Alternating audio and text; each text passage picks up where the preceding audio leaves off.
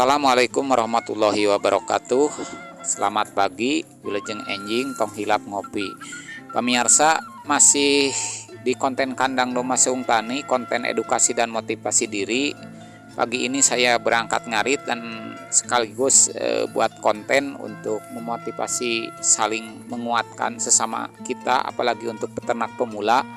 Judul konten kali ini adalah Bang pakan merupakan faktor keberhasilan dalam beternak dogar.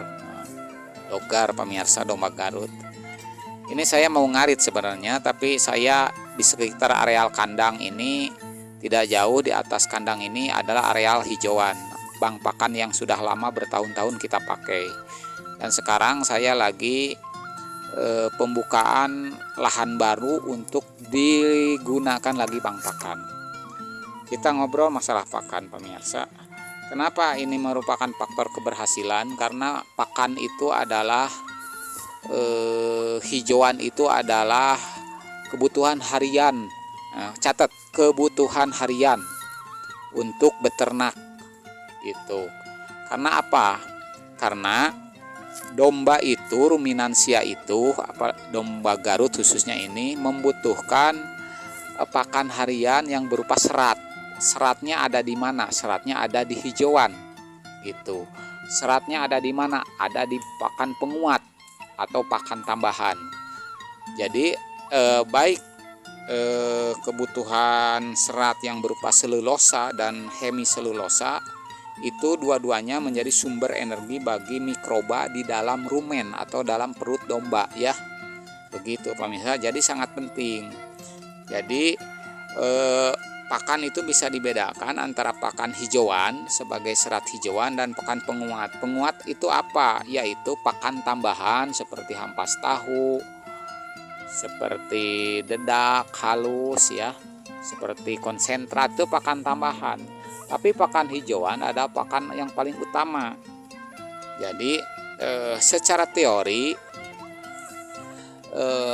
kebutuhan pakan hijauan satu ekor ternak domba dalam sehari itu adalah 10% dari bobot tubuh ternak tersebut sehari, itu secara teori.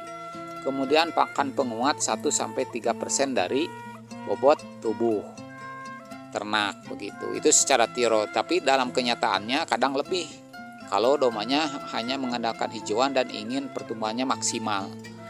Jadi istilahnya pada kenyataannya adalah harus eureun seubeuh, lain eureun eueuh. Jadi berhenti karena kenyang, bukan berhenti karena lapar. Begitu. Lanjut pemirsa, kenapa ini faktor bang pakan ini faktor keberhasilan? 1, efisiensi waktu, tenaga, biaya.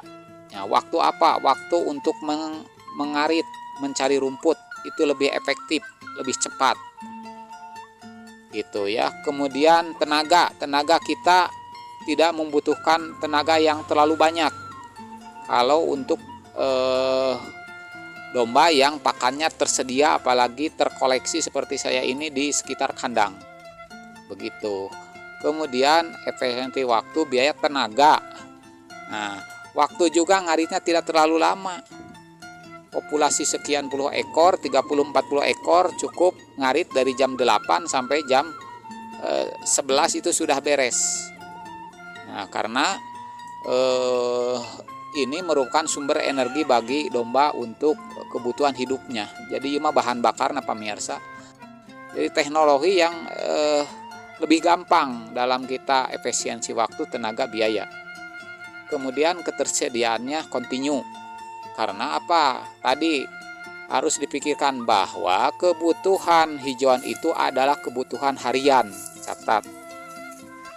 Lanjut pemirsa. Kemudian keberhasilannya di mana? Keberhasilannya, walaupun sekarang ada teknologi seperti tanpa ngarit ya, dengan fermentasi atau dengan silase bisa disimpan berbulan-bulan, tapi saya menyarankan berdasarkan pengalaman yang pernah saya lakukan, saya pernah pakai silase, fermentasi, kemudian pernah juga silase, tapi tetap untuk beternak domba ya itu tetap rumput segar hijauan harian itu tetap sangat dibutuhkan dan sangat berbeda sekali hasilnya dengan yang tadi, yang tanpa ngarit tiap hari.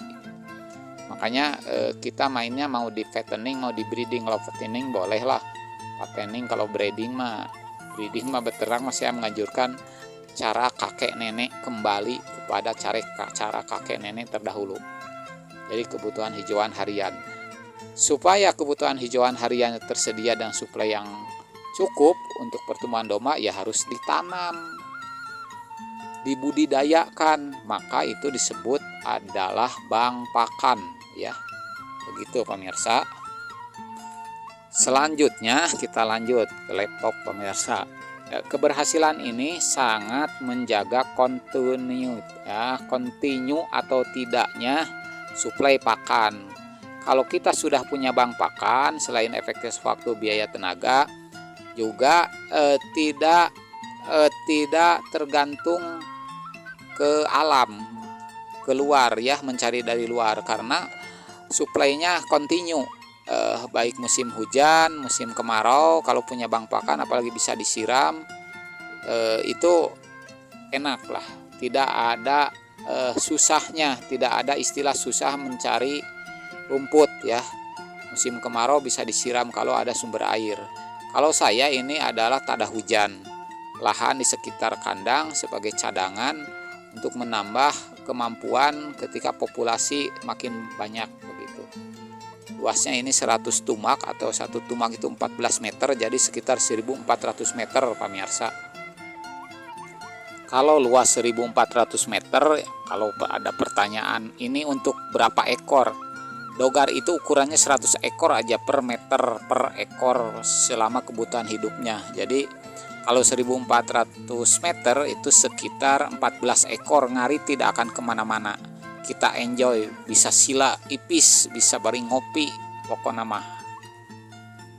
Kok lebih luas daripada yang sudah umum disampaikan sekitar 60-70 meter? Ya itu mah jawabannya gampang, kan dogar mah lebih gede. Orang yang gemuk dan orang yang kurus makannya gedean mana?